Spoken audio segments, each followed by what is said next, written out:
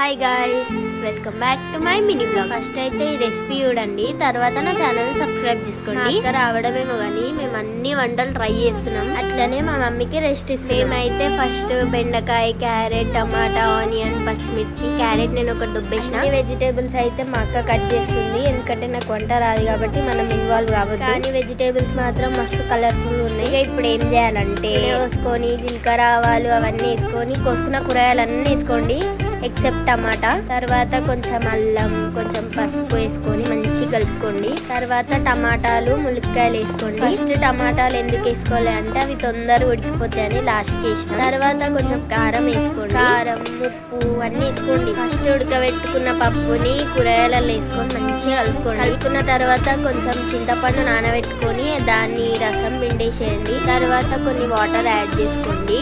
కొంచెం సేపు మరిగినాక ధనియా పౌడర్ వేసుకోండి. ధనియా పౌడర్ వేసిన 5 minutes కి ఎవరెస్ట్ సాంబార్ మసాలా వేసుకోండి. మేమైతే కొత్తిమీరతో నేను చేసినాం. ఓకే.